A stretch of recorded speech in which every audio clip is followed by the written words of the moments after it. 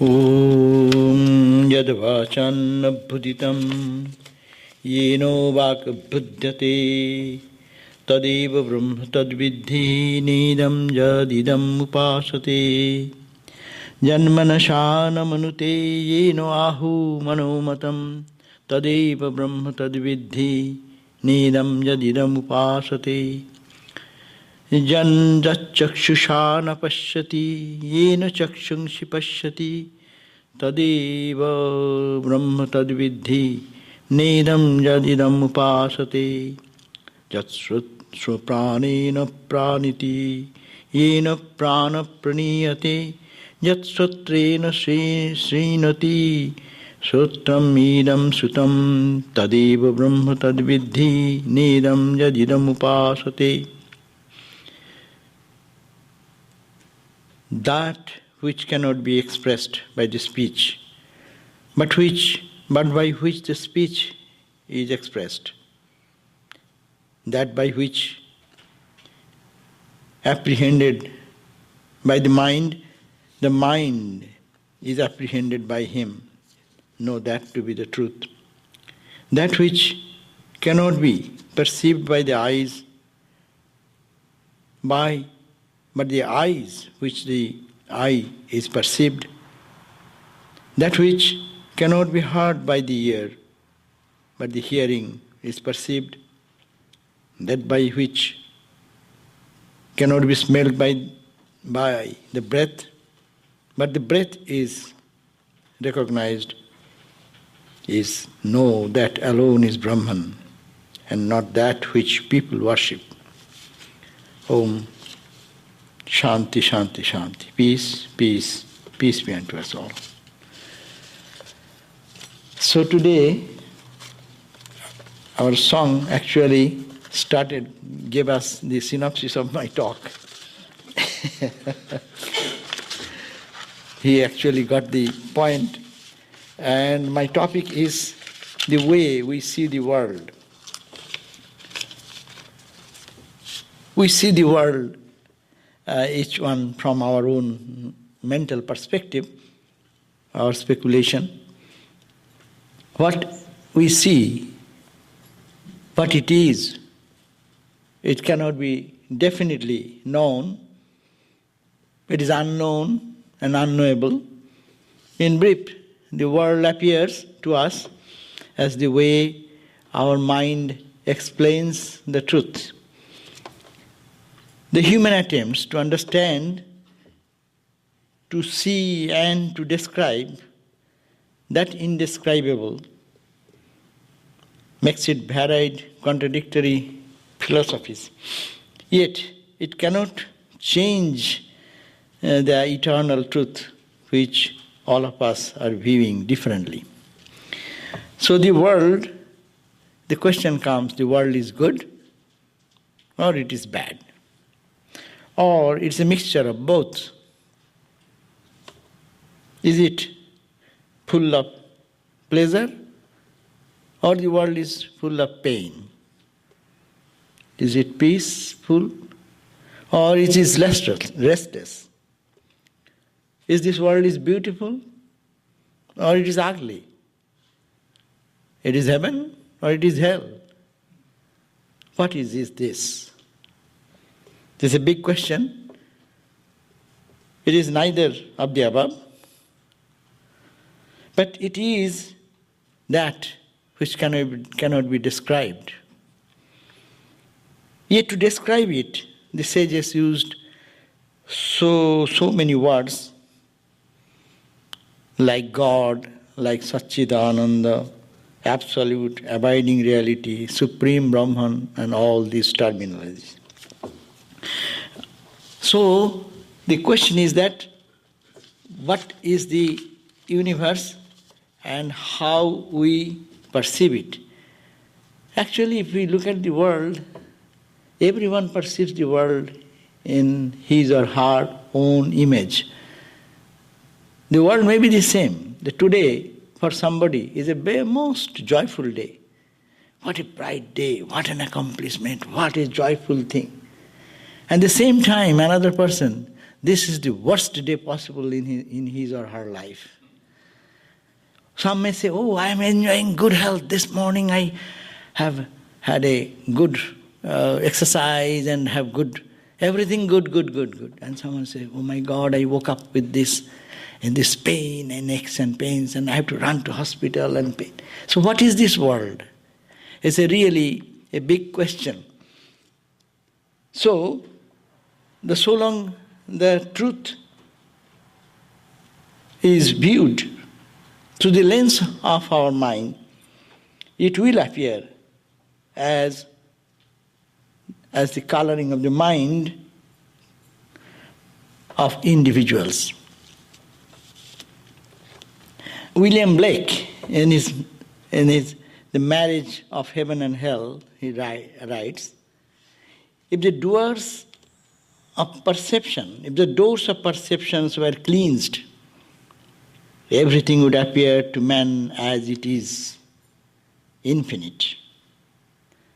For man has closed himself up till he sees all things through the narrow chinks of his cavern.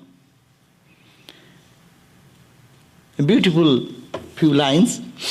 Beyond the narrow chickens of his cavern, which is a reference of Plato's allegory of the cave, lies the radiance of divine unity, into which Blake had stepped into it. It is where Blake goes out the confines of ego self and recognizes his own essence as the supreme self. So the doors of perception, when it is cleansed, as Blake said, then everything would appear to man as it is, infinite. That is the same statement given by the Vedantic experiences of the sages and saints. That which is, it is joy, it is bliss, it is infinite. If you describe anything, you limit it. And describing is an attempt to reduce its glory. That's why the Upanishads, even some places it said, Shanta, be calm, serene. And that is the truth. That story is there in the Yoga Vasishta he read, that there was one student, he is asking his guru, Sir, please teach me about that supreme truth, that Brahman. And the guru sat silent. And then again he asked, Sir, please, I am a sincere seeker of truth. Please guide me, help me. Please tell me, what is that Brahman like? Again, he was silent. And third time when he spoke, again put this question, then the teacher said, my child, I am trying to teach you all the time, that you didn't get it. What was the message? Message was the silence. Silence is the message. It cannot be described. Beyond amang manasagocharam, beyond bak, the speech, beyond mana, the mind.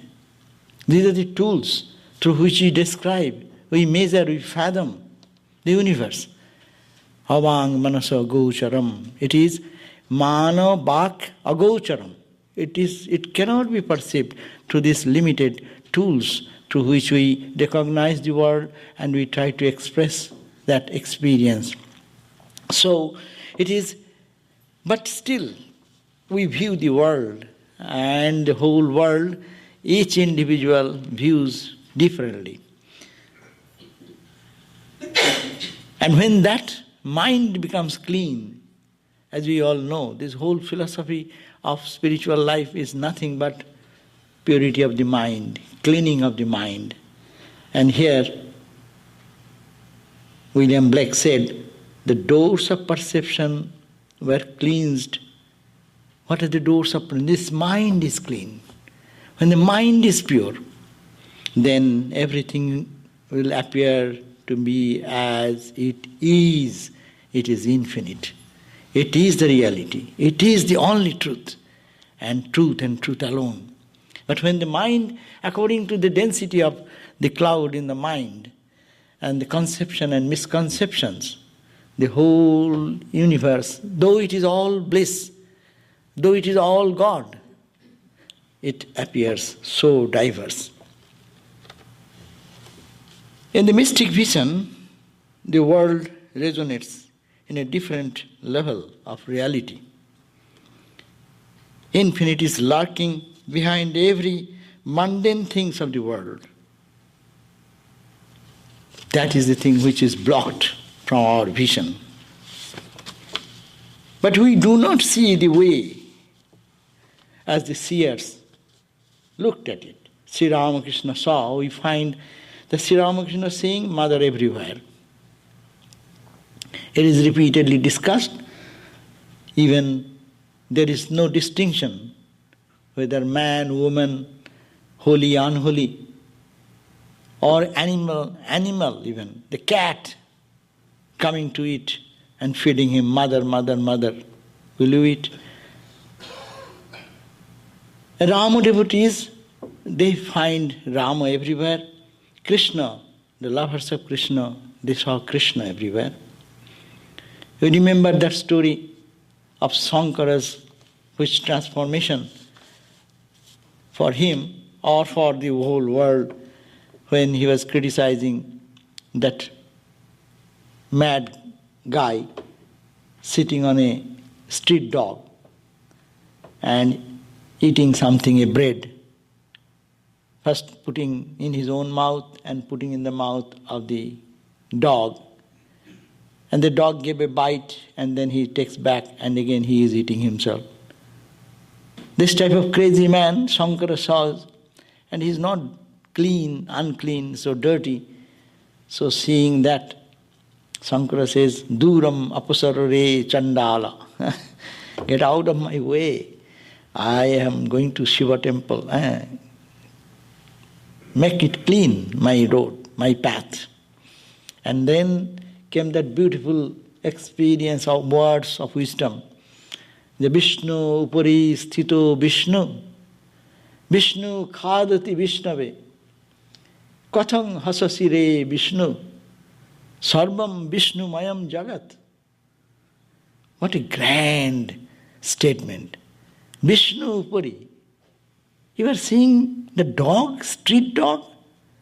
What is street dog?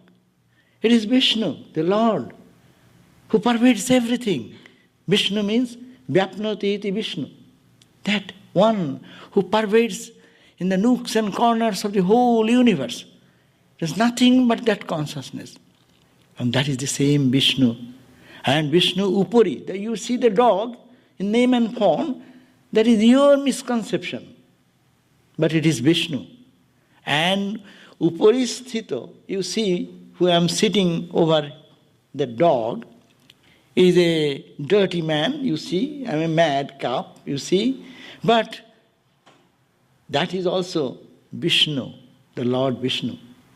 And Vishnu, the Lord Vishnu in the form of this mad man, Khadati Vishnave, is feeding the Vishnu, the dog whom you see. Vishnu is feeding Vishnu, the Lord is feeding Lord. And you also, you know, you Shankara, you think you are Shankara. Katham hasasire Vishnu. Oh Vishnu. He is not saying, oh Shankara. He is saying, oh Vishnu. Oh Lord.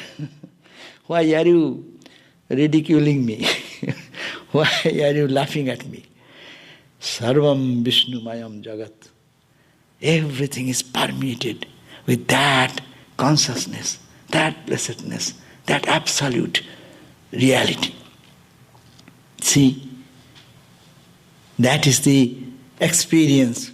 That is the experience, and how can that be felt by us? We are seeing, yesterday Ram Nam song was going on. Santara Rama, Bahar Rama, Naki Bahira Rama, I do not know. Jo kuch dekhata, Rama hi Rama. A Rama devotee, Antara Rama, closing the eyes, sees Rama inside. Opening the eyes, Bahari Rama, everything is Rama, Rama, Rama. Jo kuch dekhata, Rama hi Rama. Whatever he glances at, whatever he views, whatever he sees, it is only Rama and Rama and Rama, only and nothing else. That's why I quote this also many times. Yo Ram Dasrath ki beta, Ohi Ram ghat ghat mein leta, Ohi Ram sabse niyara, Ohi Ram jagat pasera.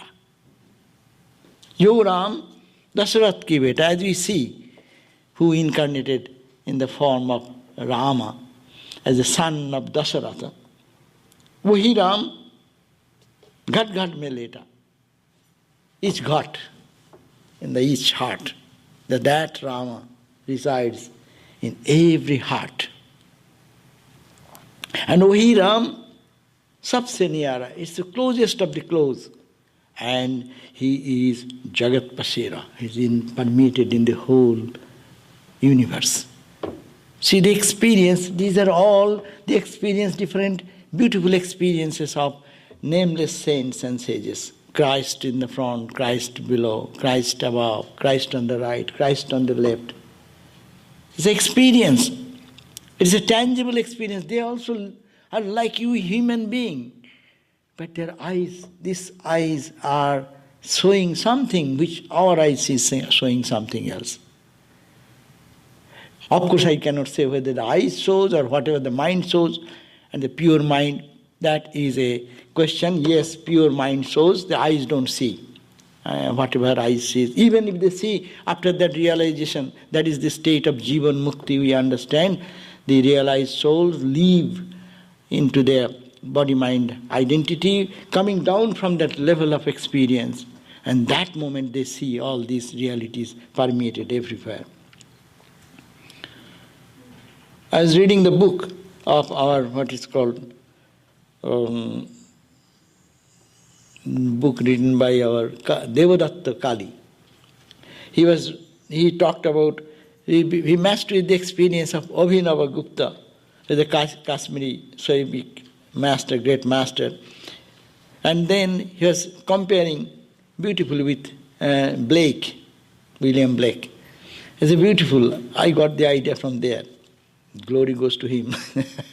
So he there compared, you see the experience of the Kashmiri saint Abhinava Gupta, which is 1,000 years past, and of Blake, which is after 800 years or some gap of difference of centuries, how the experience resonate there and this. We always compare with the Vedic experiences and Ramakrishna experience. This is also another thing he has compared beautifully in that book, that the experience, how it resonates and how it appeals to the mind, and their experiences are almost the same.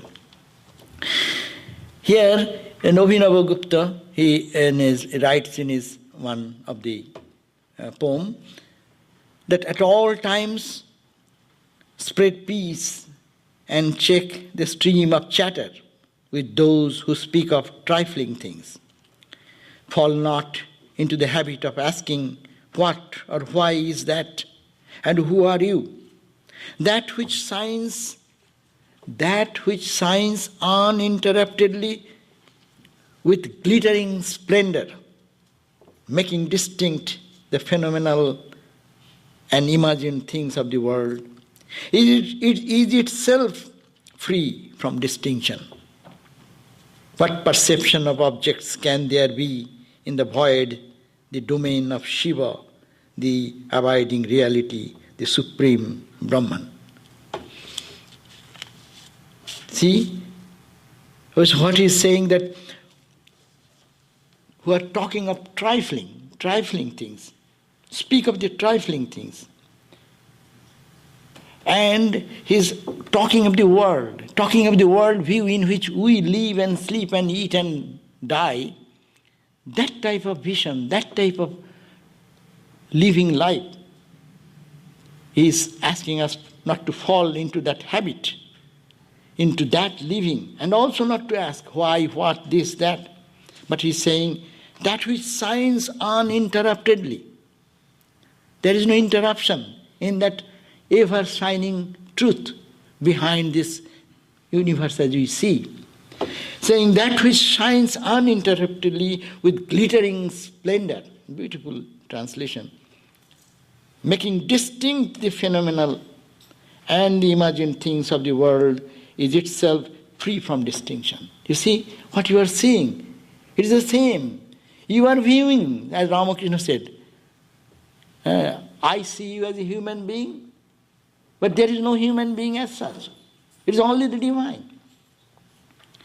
Swami Vivekananda said that you see the table, you see God first, and then you see the table. Bringing to our awareness is bringing this understanding, because we see the consciousness first, the perception as it goes on. I see you, I see that table, I see the pews. It is just eyes are carrying that sensation, the rays, and then sensory nerves to the brain, to the perception, to the mind, and mind brings that information to the inner reality, and then it touches the ground of ever-shining consciousness behind. And when it touches, then it gets the mind gets the approval, yes, I see it. So we see the Atman first there, the consciousness first, in the inmost reality of our being, before seeing, before recognizing. But it happens in such quick succession. It is much faster than any computer, your Google engine. A Google engine does so fast, but it does much faster. And it is, when the engine was set, only God knows. It is in God's creation. So it is perceived. Every perception, what we are seeing the outside world, it is only this external thing coming and going, and it is going to the mind sending that message to the intellect, according to Vedantic perspective, and that intellect is sending that message to the ego, and ego says, I got it, but he cannot understand unless the light of the self-luminous reality flashes on that, and then it comes back as our understanding and reaction. So we see God first is a logical way of understanding, but we don't know that. We see God first and then you see the world.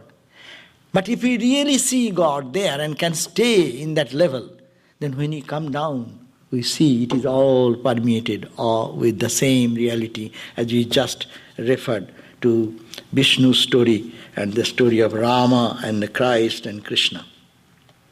So that which shines uninterruptedly is a very important word.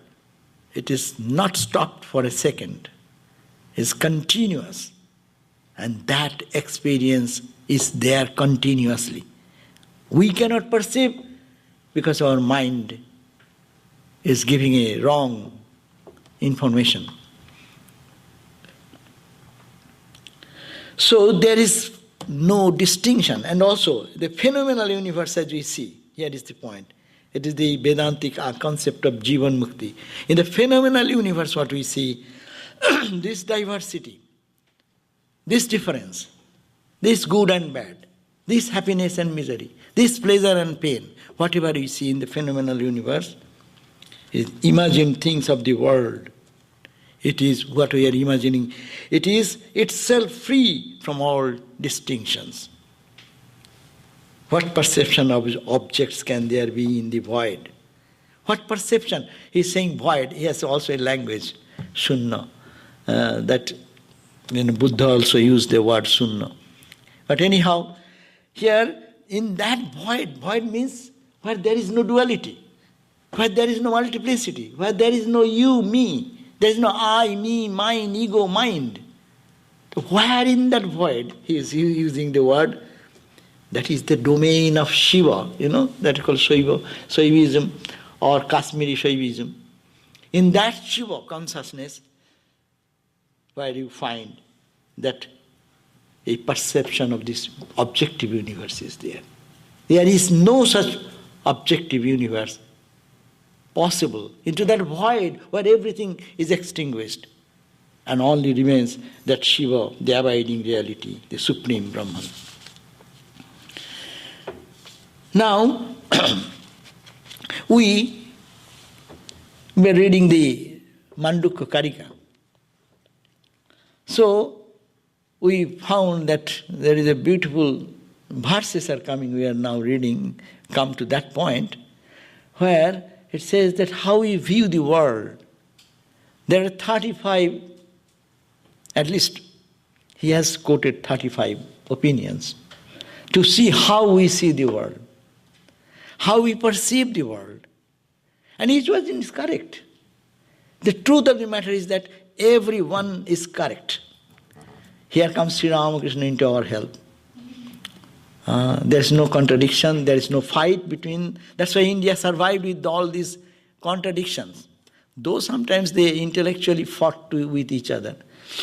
And actually was a bad time for those people who have less strong argument at that time. Shaivites are sometimes very poor in argument. So Vaishnavites got power there. And Vaishnavites are got oppressed when Shaivites got their argument strong. So forget those things. But the point is that there are views and opinions to see the world, how they view the world. It is very interesting. I hope to bring these views one by one. It will take maybe not in one session, it will take few sessions. But it is better to know. And you see how those views, even we carry today. Because so long humanity will remain, people will think, and think according to the capability of the mind and the level of understanding. So all these views are mentioned there, but you have to go back again to the conclusion that it is truth does not change because of our viewing, whatever way we view. So here Gaudapada mentions in his Karika that there are pranadivi anantascha bhavai etai vikalpita. In prana means what is the ground of this universe? It is energy. Modern science we are talking so highly about that, how much improvement we have done, how much we have come close to the truth of Vedanta. But what we are going to? We are thinking of the primordial energy. What is behind this matter? We see the matter, there is no matter. And go down and back and back. You go to the Higgs boson particle. Go back. Where do you go? But it is a tangible thing which you can see through your telescope or mechanism. It is visible to the mind, to the eyes. So he says, pranadivi anantascha bhavi. There are infinite numbers of attitudes and angles of looking at the truth. Some say prana. Prana does not mean this vital breath here, but the energy. But you can go matter, behind the matter, that energy as we talk about. Etoi vikalpito. These are all conjecture of the mind. Why conjecture of the mind? Your one state of your developed mind, you think one way, your mind improves and your mind gets clear of some doubts and confusions. You see the world in another level. As I always, Swami Vivekananda's example is very appealing to me. When we look at the same sun and we get different views of the same sun. How big is this? How much of light is that? How much energy is there? And if we move on, we'll find that infinite potentialities are there. In mathematics it is so clear. From point 1 to point 2, Even point 1 to point 2 you go, there may be infinite decimals in between. Infinite views. Everywhere infinite. It's a you can say God's magic. But it is finite, we see finite, but everywhere is infinite. 1 to 2 you go, 1 to 2. You can have infinite number of points, point 21 million zeros and 1. 1 trillion zeros and 1. How many? Can you make any distinction? Now we get the timing in the what you call the 1,000 parts of a second and 10,000 parts of a second. We can now just understand that, no? So it is infinite there. So Maya esatusya devasya jaya mohitang sayam. Jaya ayam mohitasayam. So these vikalpana, these are all different understanding, misunderstanding or imaginations of the fantasy of the mind.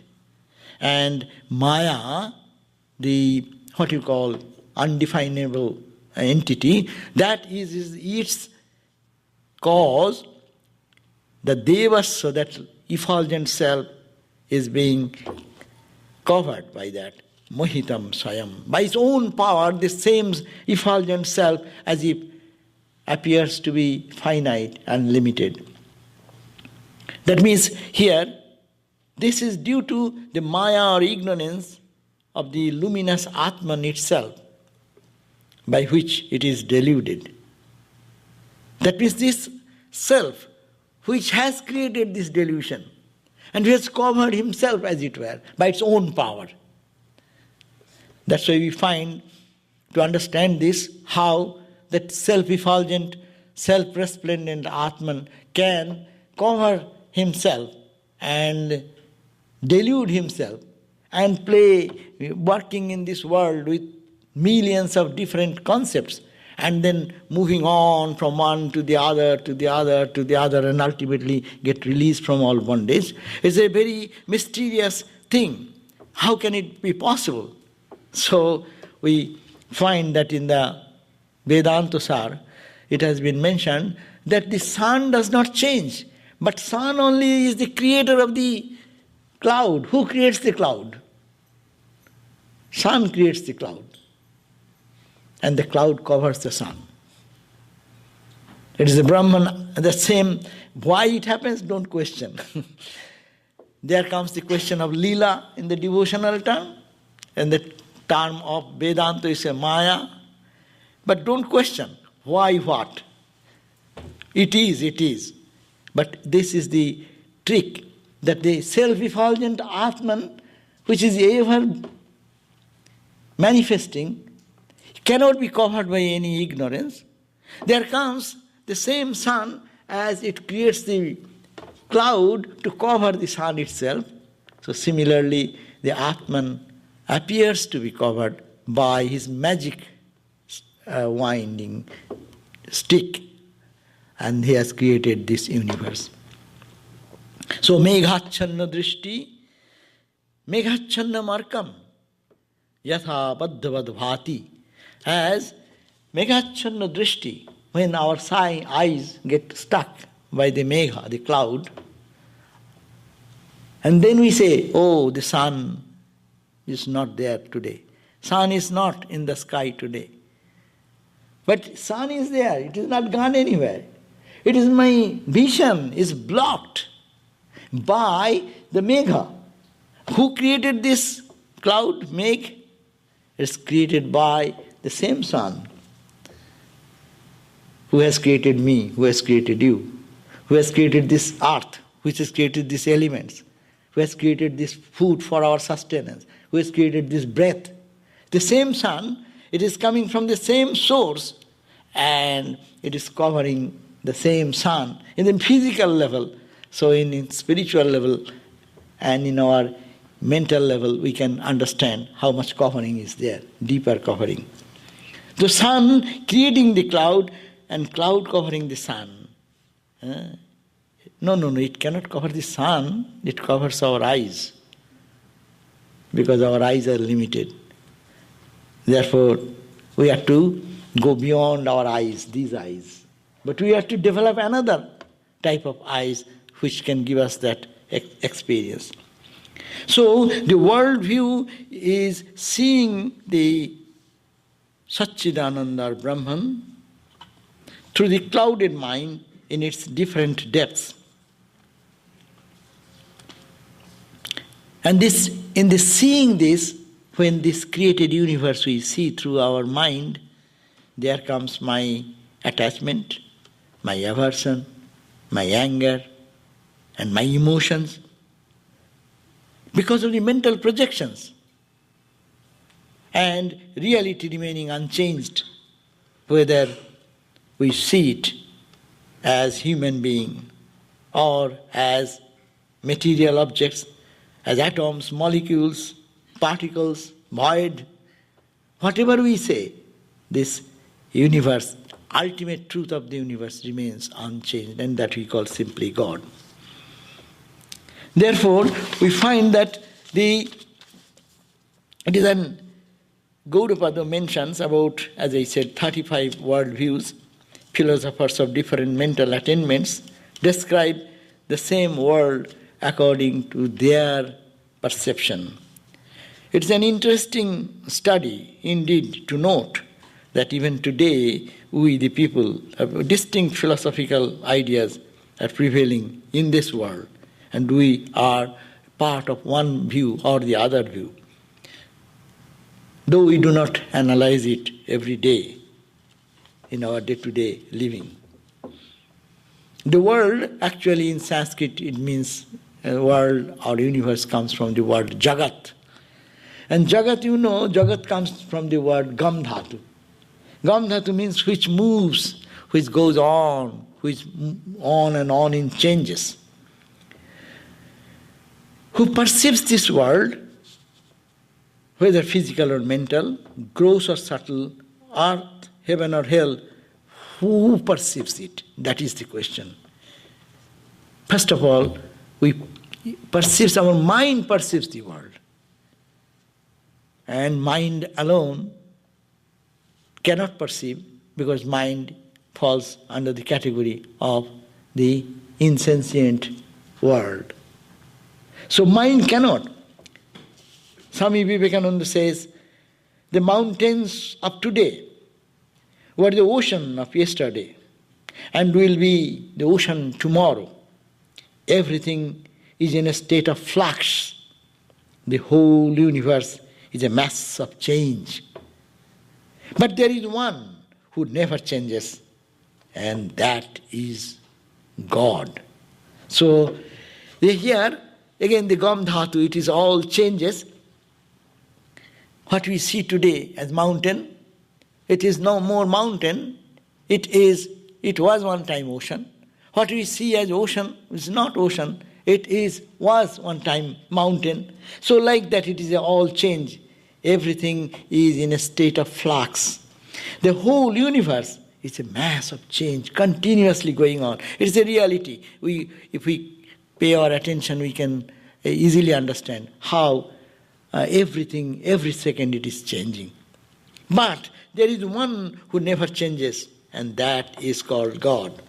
The whole worship is worship of God, Swamiji says. Wherever there is life, there is a search for freedom, and that freedom is the same as God.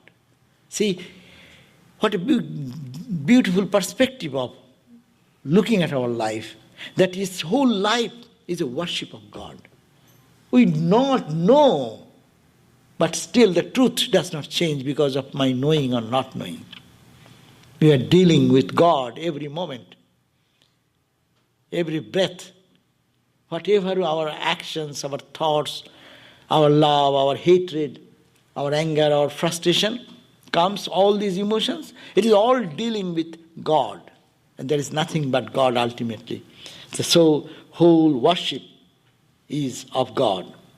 Wherever there is a life, there is this search for freedom. And everywhere we are trying to know, whom am I searching? What is the benefit of that? But we do not know, but we are searching for that freedom, to see that infinite.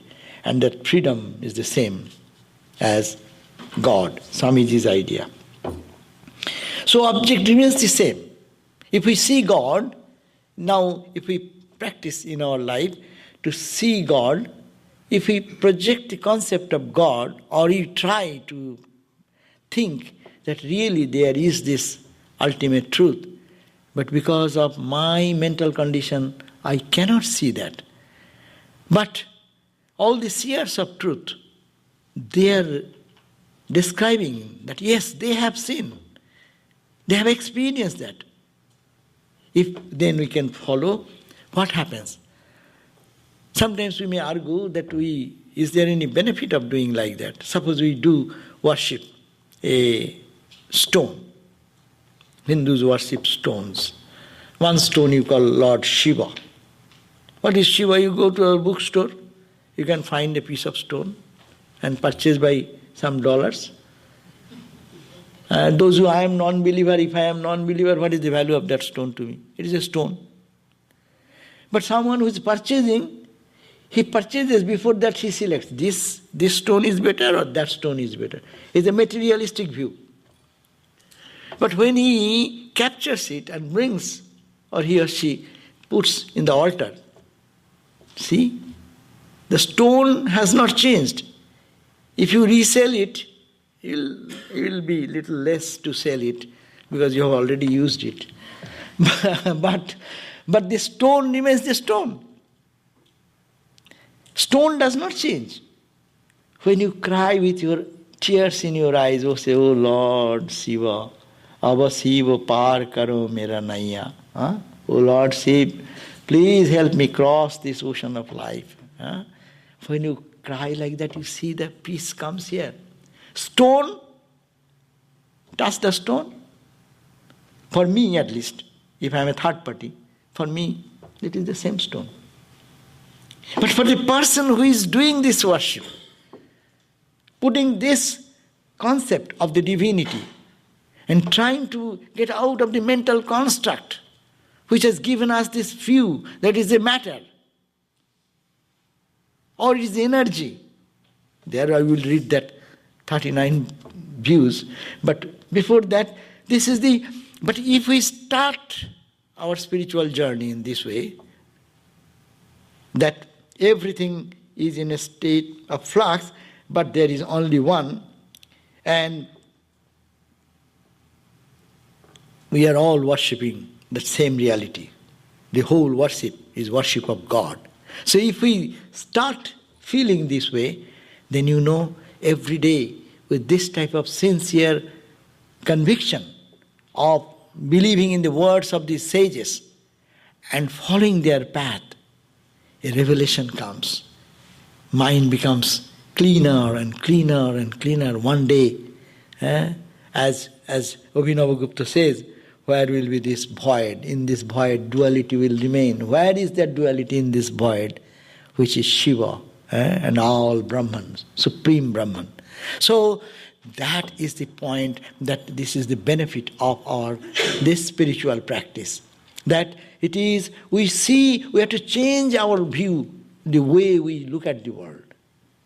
It is actually, though I am not in a position to accept it, for those who are suffering, those who are in the troubles of life, this high philosophy of God is everywhere does not work. As Swami Vivekananda said, who said, there is a mystic, Nazrul said, Sukanto, there is a Bengali poet, he said, Khudhar Rajye Prithivi Goddamoy. When your stomach is aching with hunger, this Prithivi Goddamoy, this earth is no more poetic. Purnima Chad, your full moon night, is no more a beautiful night. It is a jhalsan ruti. It's like a burnt bread someone has given you to eat. No? You are hungry, full of hunger, but someone has given you a burnt bread which you cannot take it. So full moon night will appear like that. So for the realistic view, we may say sometimes that is the realistic view, and this philosophy is too high for us. But what is the way out? Not that we will not make our effort to handle this situation of life, but to get this view, world view, not to stick on to our old concepts in which we are born. We are just grown into a concept, and the world mind has totally been deluded by that concept, and we are holding to that. We have to get out of that grip of the ignorance, and then to accept this idea that this universe is what it is, unchanging. It is that blissful, peaceful, absolute reality, and this is what is happening. This is only in the level of ignorance. And your mind is showing. Your mind has shown something you before, something else. Today it is showing you something else. What will be the truth? That's why the analysis of Vedanta is so many ways. Or even if we go to the idea of different philosophers of the past, we'll find that how they are so meaningful to think. I'm not entering into the views of Gaudapadas today. Or shall I start one? Let me start one. So this is about the ultimate truth, as I said, that we will have to change our worldview, that it is stone remains stone, image remains image, a cross remains cross, an altar remains altar, a crucified form of Christ may be hanging in the wall. In the mystic eye, Christ appears like a lively person, but it remains the same for us, the ignorant. But still, we will have to move into that direction of conscious study of consciousness. That means the reality which is unchanging reality, you call God or whatever name. There you find that there are different ways. I will just go to one or two views, 2-3 minutes are there, and then we can continue it sometime later. He says that Gaudapada in his Karika, in his commentary, he said, Prana iti prana vido. There are different philosophers who believe that prana, or the vital energy, or that is the ultimate truth. They view the world nothing but a vibrating energy. It is called prana, the Vaisheshikas, and the worshipper of the philosophy who is the cosmic light, which you call Hiranyagarbha worshippers. They look at this whole universe is vibrant with prana. I think that it is very common for scientists today who are trying to think the world not as matter, but they go to the background and try to find the behind this what is the solid, and then go to the matter, to the molecule, to the atom, to go back and back and back. That is visible through the instrumentalities. That is the pranavit. Prana does not mean the vital air in the nostril. Prana, in its philosophical connotation, is the total energy. It's called Sanskrit Sutratma. Energy as the foundation of all creation. No matter. It is all cosmic energy behind the universe, behind the molecules, atoms, protons, electrons.